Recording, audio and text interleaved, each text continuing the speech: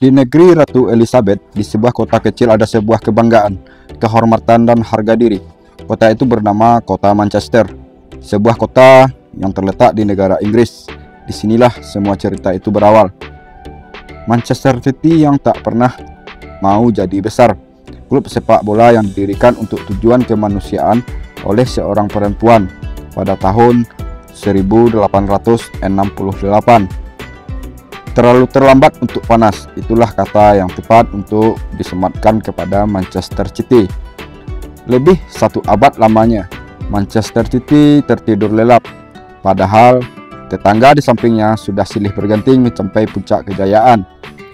Karena tertidur begitu lama, sampai akhirnya apa yang dialami Manchester City di tahun 2021 terasa mimpi atau memang kenyataan. Manchester City terbangun dari tidur karena uang. Sejak berdiri sebagai klub sepak bola gereja di tahun 1868 sampai 144 tahun berikutnya, tak ada yang dapat dibanggakan dari Manchester City. Musim demi musim dilalui dengan naik turun kasta kompetisi, sampai akhirnya petrodolar berbicara pada 1 September 2008. Dalam satu malam, Manchester City disulap menjadi klub sepak bola tajir melintir oleh Sheikh Mansur, sang sultan dari tanah Arab, tepatnya dari Uni Emirat Arab. Dengan harta berlimpah dan nominal uang tak berseri, Manchester City bebas melakukan apa saja yang dia mau. Asalkan Manchester City membutuhkan pemain hebat, tinggal bilang kepada sang sultan, maka kekuatan uang pun akan segera bertindak. Hal ini membuat Manchester City dibenci oleh sebagian orang, terutama klub-klub besar yang selama bertahun-tahun telah duduk-duduk enak di singgasananya.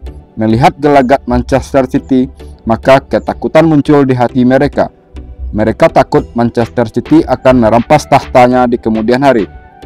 Ketakutan klub-klub besar itu terbukti benar adanya, sampai akhirnya Manchester City menggobrak-abrik gelanggang sepak bola di tanah Inggris, bahkan di kompetisi Eropa maupun kompetisi dunia. Yang paling terkena dampak dari uang tak berseri Manchester City tentunya saudara merahnya, yaitu Manchester United. 1 abad lebih tak ada yang mampu mengusik kekuasaan Manchester United di kota Manchester. Namun saat uang berbicara, maka akan ada raja baru yang menguasai kota Manchester. Tak lain tak bukan adalah saudara birunya, yaitu Manchester City. Treble winner yang diraih Manchester United di tahun 1999 merupakan pencapaian keramat yang sangat dibanggakan Manchester United.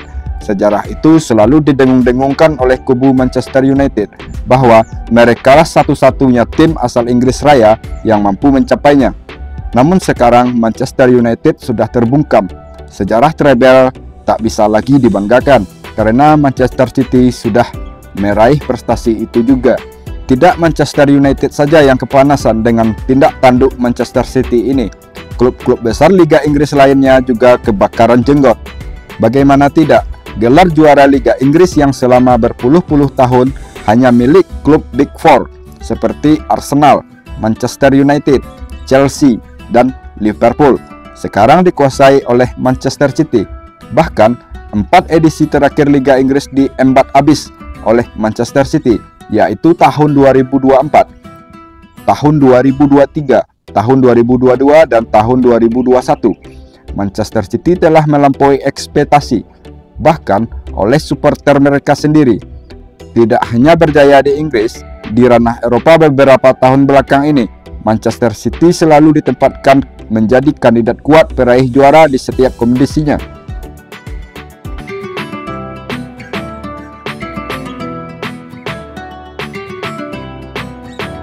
Begitulah Manchester City, salah satu klub paling tua di Eropa, namun tak kunjung besar. 140 tahun lebih, Manchester City baru bisa mencapai kejayaannya. Era tahun 2020-an, Manchester City bagai mesin perang yang sukar dihentikan. Bahkan tahun 2024, salah satu pemainnya meraih Ballon d'Or, yaitu Rodri. Dalam video ini akan kita kupas tuntas bagaimana Manchester City berjuang menuju puncak. Sebelum kita lanjut, jangan lupa like video ini dan subscribe channel ini agar sobat tidak ketinggalan video-video terbaik dari kami. Manchester City Football Club merupakan klub sepak bola profesional yang berasal dari kota Manchester, Inggris. Pertandingan pertama untuk Manchester City dimainkan pada bulan November 1880. Pada saat itu masih bernama St. Mark West Gorton. Pada tahun 1887 berubah nama menjadi Harwich AFC dan pada tahun 1894 menjadi Manchester City Football Club. Manchester City memiliki julukan dan panggilan lain seperti City, Citizen, The Citizen, dan The Sky Blues.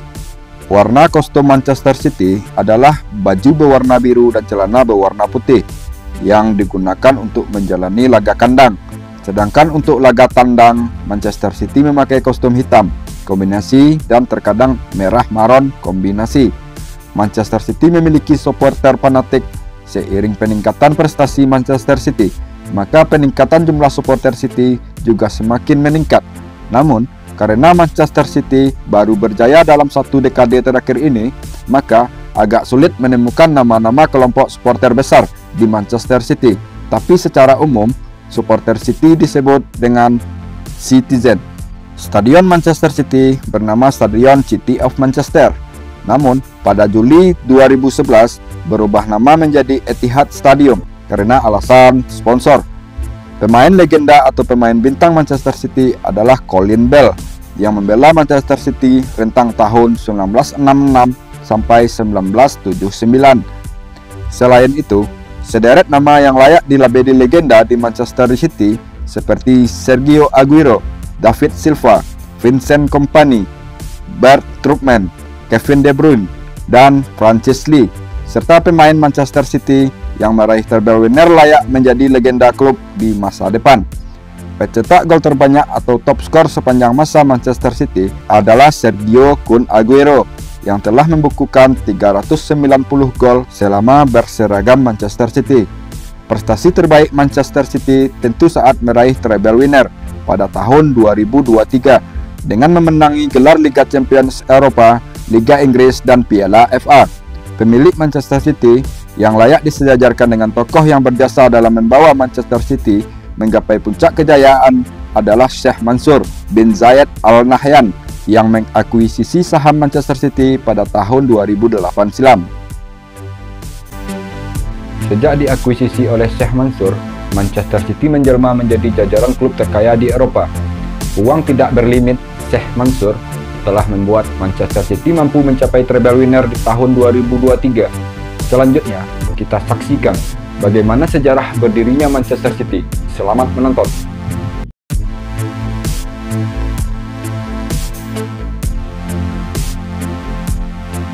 Tahun 1865, seorang kepala gereja St. Mark di distrik West Gorton, sebelah timur kota Manchester, yang bernama Arthur Cornell. Dia baru saja diangkat sebagai kepala gereja St. Mark. Arthur Cornell memiliki seorang putri yang bernama Anna Cornell. Sebagai seorang yang dibesarkan di lingkungan gereja, Anna Cornell berinisiatif dan membentuk sebuah asosiasi olahraga dengan tujuan mendorong pemuda-pemuda paroki untuk berolahraga. Paroki adalah sebuah sebutan untuk kaum imigran atau musafir dari daerah lain yang ada di kota Manchester. Di tahun-tahun ini, tingkat pengangguran dan kriminalitas sangat tinggi di West Gorton, sebuah distrik di timur kota Manchester.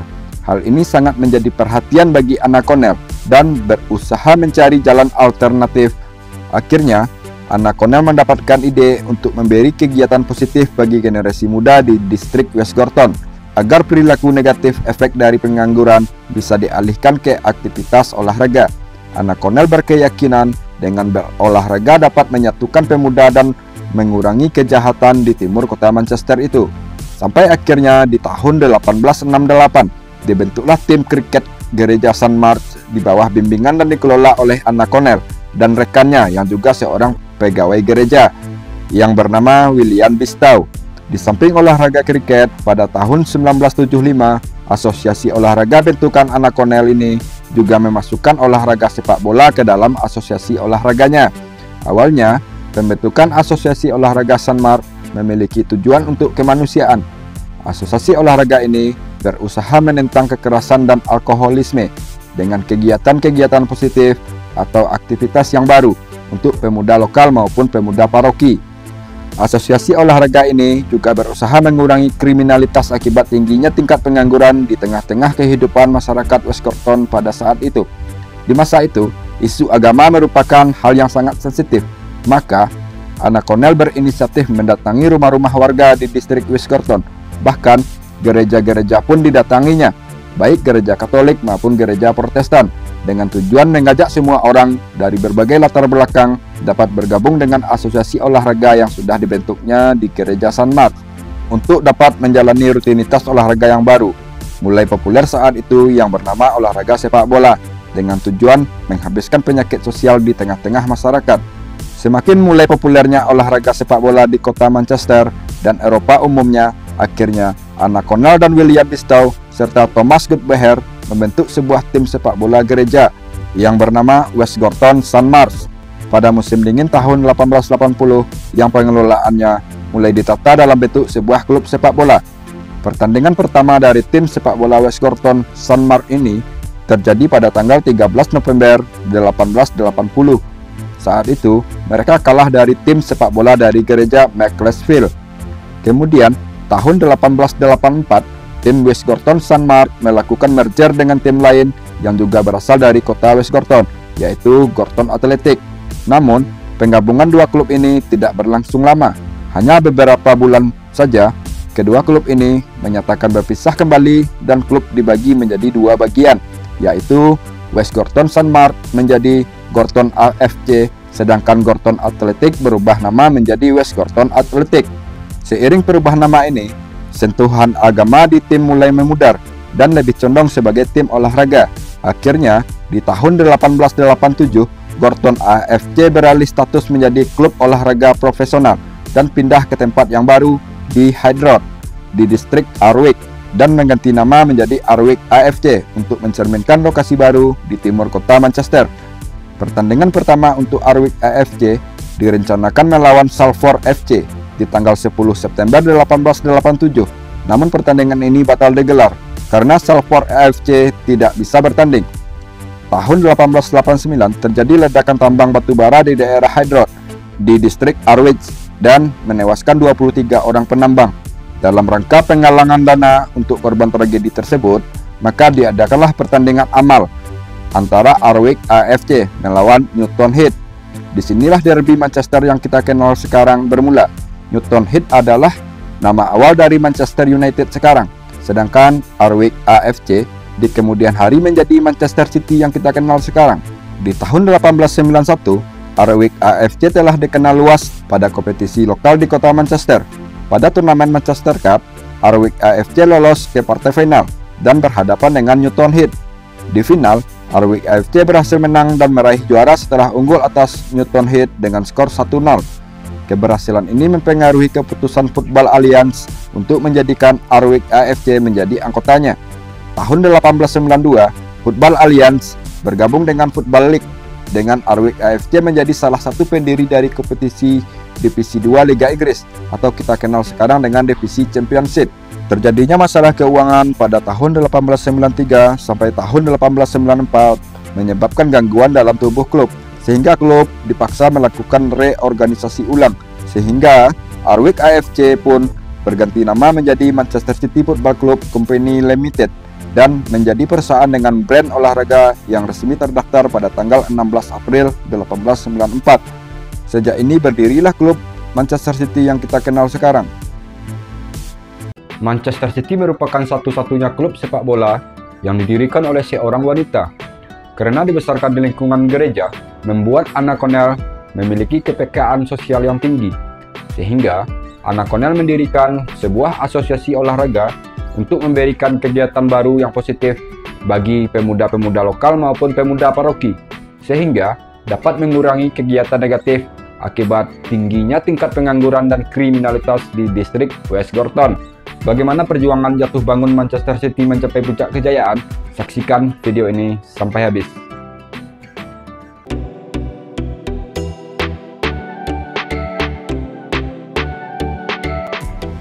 Di tahun-tahun awal terbentuknya Manchester City, manajemen klub menata ulang sistem manajemen dan banyak dilakukan pembaharuan di berbagai aspek. Pada saat itu, manajer klub adalah Joshua Parby. Pihak manajemen klub kemudian merekrut Billy Meredith yang masih berusia 19 tahun yang didatangkan dari klub Norwich Victoria FC. Billy Meredith merupakan pemain hebat dan bertalenta sehingga dijuluki The Wales Wizard. Billy Meredith bermain untuk tim nasional Wales dan meraih kemenangan pertama kalinya bersama tim nasional Wales pada tahun 1895. Namun selama Billy Meredith bermain sepak bola, dia tetap menjalani profesinya sebagai penambang di sebuah perusahaan tambang batu bara. Karena dua profesi yang dijalani Billy Meredith ini, akhirnya pada tahun 1896 Manchester City bersikeras kepada Billy Meredith agar meninggalkan pekerjaannya sebagai penambang itu agar bisa lebih fokus ke profesinya sebagai pesepak bola. Manchester City berkembang sangat pesat pada tahun 1895. Dalam rentang waktu yang cukup singkat, sudah ada tercatat 20.000 lebih penggemarnya. Kemudian tahun 1899, Manchester City menjuarai Divisi 2 Liga Inggris dan berhak promosi ke Divisi 1 Liga Inggris. Divisi 1 Liga Inggris adalah kompetisi sepak bola kasta tertinggi di tanah Inggris atau sekarang bernama English Premier League. Inilah pertama kalinya Manchester City berlaga di Divisi 1 Liga Inggris. Gelar resmi pertama Manchester City diraih pada tanggal 23 April 1904 dengan meraih gelar Piala FA setelah di final mengalahkan Bolton Wanderers. Selain juara Piala FA, tahun ini Manchester City juga menjadi runner-up di Divisi 1 Liga Inggris. Stadion Hyde Road menjadi stadion Manchester City saat melakoni laga kandang di kompetisi sepak bola yang diikutinya. Stadion Hyde Road merupakan stadion pertama yang dikunjungi oleh Raja Inggris yang berada di luar kota London. Saat itu, Raja Inggris hadir langsung menyaksikan pertandingan antara Manchester City versus Liverpool pada tanggal 27 Maret 1920. Di bulan November 1920, terjadi kebakaran tribun utama di Stadion Hyde Road. Kebakaran ini disebabkan oleh api puntung rokok. Akibatnya, Manchester City berusaha mencari stadion yang baru untuk laga kandangnya dan kemudian diusulkan untuk menyewa Stadion Old Trafford milik tetangganya yaitu milik Manchester United. Namun, proses sewa ini urung terjadi karena Manchester United mematok tarif harga yang tinggi sampai akhirnya Manchester City dengan terpaksa harus memperbaiki Stadion Hyde Road dengan segera dan tetap memaksakan bermain di sana dalam mengarungi kompetisi yang sedang berjalan.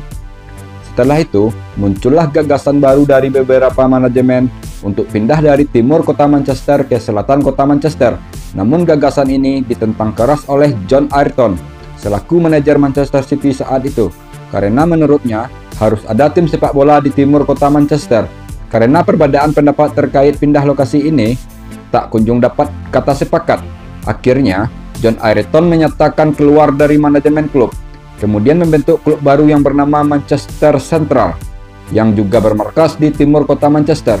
Setelah kepergian John Ayrton, akhirnya pada tahun 1923, Manchester City benar-benar pindah ke selatan kota Manchester, sehingga meninggalkan stadion lamanya, yaitu Stadion Hyde Road.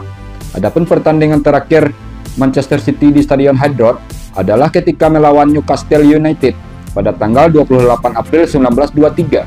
Mulai musim 1923-1924, Manchester City sudah bermain di stadion barunya, yaitu Stadion Main Road, yang memiliki kapasitas 85.000 penonton. Stadion Main Road juga memiliki julukan Wembley of the North. Tahun 1926, Manchester City mencapai final Piala FA berhadapan dengan Bolton Wanderers di partai final. Saat itu, Manchester City kalah 1-0 dan lebih tragis lagi, di waktu bersamaan Manchester City juga terdegradasi ke Divisi 2 Liga Inggris. Tak berselang lama, di Divisi 2, akhirnya pada tahun 1928, Manchester City kembali menjuarai Divisi 2 Liga Inggris dan berhak kembali promosi ke Divisi 1 Liga Inggris. Sejak tahun 1930, Manchester City menjadi penantang baru serius di Liga Inggris maupun Piala Liga Inggris. Manchester City diperkuat pemain-pemain hebat seperti Matt Busby, Frank Swiss, Fred Tilson, dan sang kapten Sam Coan. Manchester City menempatkan dirinya sebagai spesialis Piala FA di era 1930-an ini. Di tahun 1934, sebanyak 84.000 pendukung yang datang ke Stadion Main Road untuk menyaksikan laga perempat final Piala FA melawan Stoke City. Manchester City pun berhasil menang atas Stoke City dan lolos ke partai final. Di partai final Piala FA 1934, Sam Coan menjadi satu-satunya pemain Manchester City yang tampil di 3 final Piala FA, yaitu tahun 1928, 1932, dan 1934. Manchester City akhirnya meraih juara divisi 1 Liga Inggris pada tahun 1937. Ini merupakan gelar divisi 1 Liga Inggris pertama bagi Manchester City. Setelah juara Liga Inggris 1937, Manchester City menjadi satu-satunya tim yang berhasil mencetak 100 gol dalam satu musim dan tak terkalahkan selama 22 pertandingan di liga waktu itu. Setelah juara di tahun 1937, namun naas, pada musim berikutnya, musim 1937-1938, Manchester City langsung terdegradasi ke divisi 2 Liga Inggris. Kejadian ini membuat Manchester City menjadi tim pertama yang terdegradasi setelah juara di musim sebelumnya pada saat itu. Kemudian setelah itu, Perang Dunia berkecamuk. Kompetisi sepak bola di berbagai negara mengalami gangguan. Bahkan, banyak tim-tim sepak bola yang mengalami krisis keuangan di masa perang dan tahun-tahun setelah berakhirnya Perang Dunia. Setelah masa Perang Dunia dan pasca perang berakhir, tahun 1965, manajemen Manchester City menunjuk Joe Mercer dan Malcolm Allison sebagai pelatih dan asisten pelatih. Di awal pekerjaannya, Joe Mercer melakukan pembelian pemain penting pada Mike Summerby dan Colin Bell. Musim pertama ditukangi Joe Mercer, Manchester City berhasil menjuarai divisi 2 Liga Inggris musim 1965-1966 dan berhak promosi ke divisi 1 Liga Inggris di musim berikutnya. 2 musim berlaga di divisi 1 Liga Inggris, akhirnya Manchester City menjuarai divisi 1 untuk kali kedua sepanjang sejarah di musim 1967-1968. Setelah mengungguli saudara sekotanya yang berada di peringkat kedua, yaitu Manchester United di tabel klasemen akhir liga. Musim berikutnya, Manchester City kembali menjuarai Piala FA musim 1968-1969 setelah di final mengandaskan perlawanan Leicester City di partai puncak dengan skor 1-0. Dengan keberhasilan menjuarai Piala FA ini, Manchester City berhak tampil di kejuaraan antar klub Eropa, yaitu Piala Winner UEFA. Tahun 1970, Manchester City mencatatkan diri sebagai klub asal Inggris pertama yang mampu menyandingkan gelar juara domestik dan gelar juara kompetisi Eropa dalam satu musim, yaitu setelah menjuara Piala Winner UEFA dan Piala Liga Inggris di tahun 1970. Di tahun 1976, Manchester City menjuarai lagi Piala FA setelah di final mengalahkan Newcastle United dengan skor 2-1. Akhirnya, tahun 1982, masa-masa sulit untuk Manchester City terjadi. Semenjak runner-up di Piala FA 1981, selanjutnya Manchester City mengalami masa-masa sulit dan mengalami serangkaian degradasi dan promosi liga. Musim 1982-1983, Manchester City berada di posisi 20 klasemen akhir divisi 1 Liga Inggris, sehingga terlempar ke divisi 2 Liga Inggris. Musim 1985-1986, Manchester City kembali promosi ke divisi 1 Liga Inggris. Namun, 2 musim berikutnya terdegradasi lagi. Musim 1989-1990, Manchester City berhasil promosi lagi ke divisi 1 Liga Inggris. Memasuki era Liga Premier Inggris, Manchester City merupakan salah satu klub pendirinya. Di era Liga Premier ini, penampilan Manchester City tak kunjung membaik dan terus mengalami penurunan. Dan pada puncaknya, musim 1998-1999, Manchester City sampai terperosok ke divisi 3 Liga Inggris. Dan di tahun inilah saudara sekotanya Manchester United meraih treble winner. Pemandangan yang sangat kontras di kota Manchester, si biru yang berada di titik nadir terendah dan si merah berada di puncak tertinggi kejayaan. Di tengah masa sulit Manchester City, kedatangan David Bernstein sebagai presiden klub. Di bawah kepemimpinan David Bernstein, beruntung bagi Manchester City, hanya semusim saja di divisi 3 Liga Inggris dan kembali promosi ke divisi 2 Liga Inggris. Baru kemudian, tahun 2021, ditunjuklah Kevin Keegan menjadi pelatih Manchester City. Akhirnya, berhasil meraih juara divisi 2 Liga Inggris dan kembali promosi ke divisi 1 Liga Inggris. Setelah membawa Manchester City berlaga di kompetisi tertinggi, akhirnya tahun 2005, Kevin Keegan mundur sebagai pelatih dan digantikan oleh Stuart Pearce. Namun, tak lama bekerja, Stuart Pearce juga dipecat dan digantikan oleh Sven-Göran Eriksson. Manchester City beberapa waktu sebelumnya sudah diakuisisi oleh Thaksin Shinawatra sebagai presiden klub. Shinawatra merupakan mantan Perdana Menteri Thailand di saat itu. Tahun 2007, Sven-Goran Eriksson juga dipecat dan digantikan oleh Matt Hughes. Di masa kepelatihan Matt Hughes inilah Manchester City kedatangan pengusaha Uni Emirat Arab dengan uang tidak berseri. Dia mengakuisisi Manchester City dari tangan Thaksin Shinawatra pada tanggal 1 September 2008. Inilah tonggak sejarah yang merubah nasib Manchester City dari tim mediocre menjadi tim papan atas di tanah Inggris, ranah Eropa, bahkan kompetisi dunia. Kedatangan Sultan dari Timur Tengah ini membuat Manchester City menjadi tim paling tangguh di planet bumi nantinya. Di awal kedatangan Sheikh Mansour, Manchester City disuntikan dana segar sebesar 120 juta euro untuk membeli pemain. Manchester City pun memecahkan rekor-rekor transfer di Inggris tahun 2008 saat membeli Robinho seharga 32,5 juta euro. Selain Robinho, sederet nama-nama mentereng juga berhasil didatangkan oleh Sheikh Mansour seperti Vincent Kompany, Sean Wright-Phillips, Pablo Zabaleta, Craig Bellamy, serta Nigel de Jong. Hal ini sontak membuat geger sepak bola Inggris. Segenap kubu Manchester City senyum sumringah sekarang. Sekian lama menderita, akhirnya era kejayaan itu mulai tampak memancarkan sinarnya. Namun, secercah sinar harapan itu tak kunjung menyala. Walau Manchester City sudah bergelimang harta, namun prestasi tak serta-merta datang begitu saja. Musim pertama kedatangan juragan minyak Timur Tengah ini, Manchester City hanya mampu bertengger di peringkat 10 Liga Inggris. Di Piala FA tersingkir sejak babak ketiga, takluk di babak kedua Piala Liga, dan rontok di perempat final Piala Eropa. Meski mengalami kegagalan di musim 2008-2009, namun Sheikh Mansour tak patah arang. Dia tambah menggila, membakar uangnya untuk mendatangkan pemain-pemain bintang lagi ke Manchester City. Alhasil, Carlos Tevez pun dibajak oleh Manchester City dari tangan Manchester United. Hal ini semata-mata uang yang berbicara. Kekesalan kubu Manchester United disampaikan langsung oleh Sir Alex Ferguson dengan konferensi persnya dengan menyebut tetangga berisik yang ditujukan ke kubu Manchester City. Tak hanya itu, Emmanuel Adebayor pun dicuri dari Arsenal. Di musim kedua Sheikh Mansour ini, tepatnya musim 2009-2010, Manchester City juga belum bisa meraih sebiji trofi pun. Namun, progresnya sudah mulai tampak membaik. Peringkat 5 di Liga Inggris dan semifinalis Piala Liga. Musim 2010-2011, sebiji trofi pun mampu diraih Manchester City dengan memenangi Piala FA. Hanya trofi Piala FA tentu tidak sebanding dengan harga revolusi Manchester City oleh Sheikh Mansour. Dengan uang tak berseri yang digelontorkan membeli pemain, paling tidak juara Liga Inggris dapat mestinya. Akhirnya, musim 2011-2012 Manchester City mampu meraih juara Liga Inggris ketiga kalinya setelah puasa selama 44 tahun lamanya.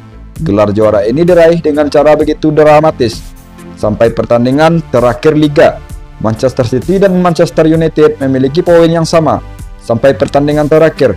Namun, Manchester City unggul selisih gol dari Manchester United. Keberhasilan Manchester City ini merupakan tamparan keras bagi kubu Manchester United yang selama ini begitu overpower di Liga Inggris dan menjadi penguasa tunggal di kota Manchester. Manchester United sadar bahwa sekarang saudaranya Manchester City suatu saat nanti akan mengambil tahtanya di kota Manchester, kejayaannya di Eropa maupun di dunia. Tahun ini juga Manchester City juga menjuarai Community Shield. Sempat puasa gelar di tahun 2013, namun tahun 2014 Manchester City memenangkan lagi juara Liga Inggris dan disandingkan dengan juara Piala Liga. Tahun 2015, Manchester City kembali gagal meraih trofi apapun, dan di tahun 2016, Manchester City berhasil meraih gelar Piala Liga. Kemudian tahun 2018, Manchester City sukses mengawinkan gelar Liga Inggris dengan gelar Piala Liga. Tahun 2019, kembali Manchester City mengunci gelar Liga Inggris ke-6 sepanjang sejarah, dan juga menjuarai Piala Liga 3 kali berturut-turut. Liga Inggris musim 2019-2020 memang berhasil direbut oleh Liverpool. Namun 4 musim berikutnya, musim 2020-2021, 2021-2022, 2022-2023, dan 2023-2024 semuanya diborong oleh Manchester City. Bahkan di tahun 2023, Manchester City berhasil meraih treble winner, yaitu juara Piala FA, juara Liga Inggris, dan juara Liga Champions Eropa. prestasi Manchester City meraih treble winner tahun 2023 menjadi klub kedua asal Inggris setelah Manchester United yang mampu melakukannya di tahun 1999 silam. Musim 2023-2024, Manchester City memang juara Liga Inggris. Namun, musim 2004-2025, Manchester City seperti kehabisan bensin. Manchester City seperti mengalami pecah ban. Di Liga Champions Eropa, Manchester City dipulangkan oleh Real Madrid. Dan di Liga Inggris, harus terlempar dari persaingan juara. Saat naskah ini ditulis, Manchester City berada di peringkat kelima, tertinggal 22 poin dari Liverpool yang berada di puncak klasemen. Namun demikian, pencapaian Manchester City memang fenomenal. Era tahun 2020-an, mereka seperti mesin pembunuh yang siap melindas semua lawan yang ada di hadapannya. Begitulah perjalanan Manchester City sejak didirikan sampai sekarang. Kita dapat melihat bagaimana kalau uang tak berseri mulai berbicara. Semua dapat dicapai dengan uang. Suka atau tidak suka, memang begitulah faktanya yang terjadi pada Manchester City. Halo Sobat Bola, bertemu lagi di channel yang membahas tuntas dan mendalam sejarah klub-klub sepak bola di seluruh dunia. Jika kamu suka video di channel ini, silahkan klik tombol subscribe agar kamu tidak ketinggalan video-video terbaru dari kami.